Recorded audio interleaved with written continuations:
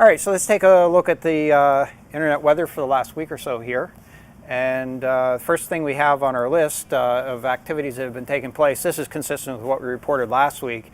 We've seen a lot of scan probes on port 53 TCP. This is DNS. Most DNS is on 53 UDP, but TCP is also used for zone transfers, in particular when you need to do a large transfer of activity.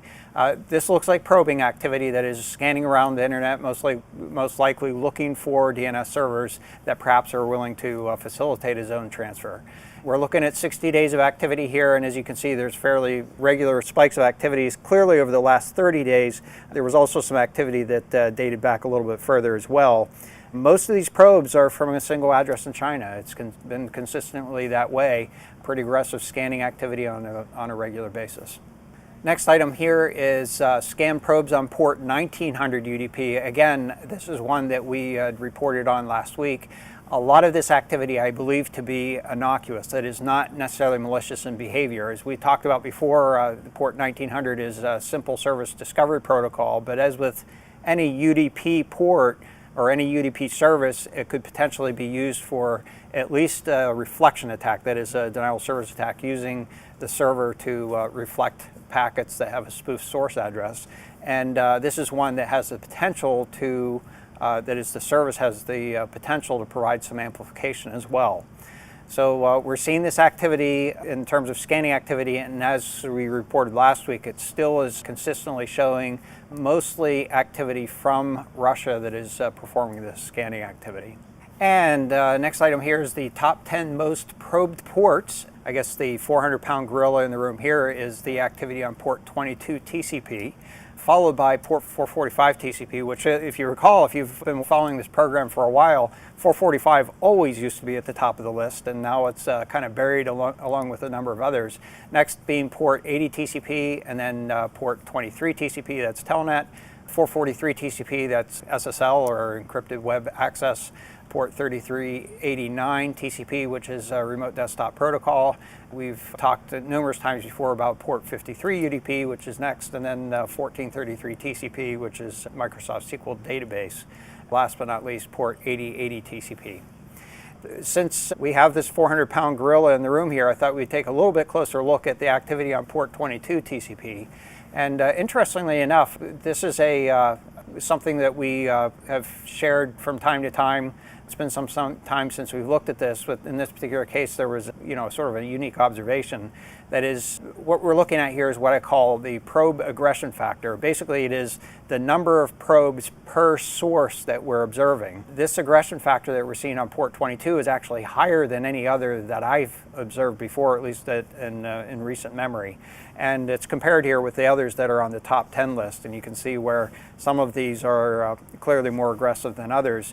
The significance of this is that, particularly for TCP protocols, when you're doing a probe, if you're doing it in a conventional way, you send out a SYN request and you have to wait for a SYN ACK, and then you can start to continue, or you can reset or move on. This appears to be that there's code that's been written to do that in a more efficient way, that basically spray out the SYNs, see what responses come back, and not really wait for it. You just continue to move forward. So this aggression factor is just another one of those things that you can use as a means to help understand a little bit better whether the scanning activity is crafted specially for scanning, that is using an application specifically for that, as opposed to perhaps some other activity that might be related to that port. It sounds like the ZMap tool that was released in the last year or so. I think it was optimized to do exactly that, is to send as much traffic as possible without keeping those sockets necessarily waiting. Right. And that certainly has existed for some time. We've seen that and evidence of that sort of characteristic. This one seems to have taken it just a little bit further. And taking just a longer term look at the activity on port 22 TCP. This is specifically scanning activity, the scan probes on port 22 TCP. This graph goes back 180 days. This is what we've, to a large extent, attributed to scanning for devices on the internet that would be vulnerable to some sort of, usually a password guessing attack. Most of these probes, as well as the sources themselves, happen to be from China here. correct me if I'm wrong, John, this could potentially be associated with the security surveillance cameras, is that right? Potentially, because we know that they do scan for that, as Right. well as 23 TCP and the 5,000 TCP. Right. At least some pockets of them were involved in that, yeah. Yeah, absolutely. So we're certainly seeing a lot of aggressive scanning on this port, and it seems to be in an upward trend overall. Next item here is the most sources doing the probing, and again, we see at the top of the list here port 443 TCP. Now, we've been reporting this as potentially related to the Heartbleed.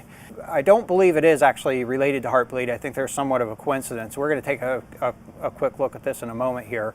But followed by port 445 TCP, and this, as we've mentioned many times, is related to sort of latent configure infected devices. Followed by port 23, port 80 TCP, port 80 TCP, and then we have a couple of ports that are showing up here that are still associated with the peer-to-peer activity of the zero access botnet.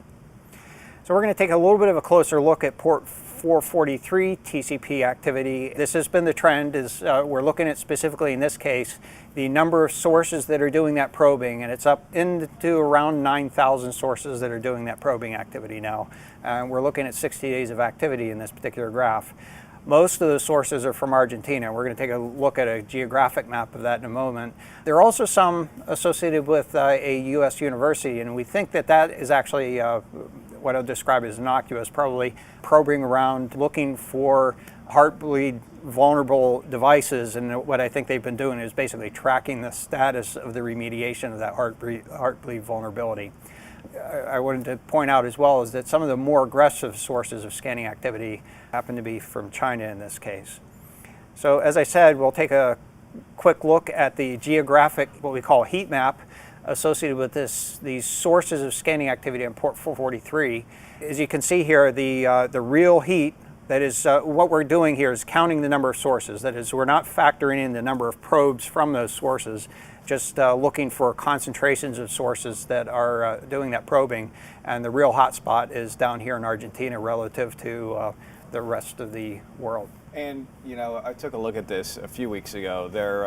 It appears these devices are some sort of embedded device or a router that's provided to customers. Oh, really? Of an ISP that provides service in that Okay. area.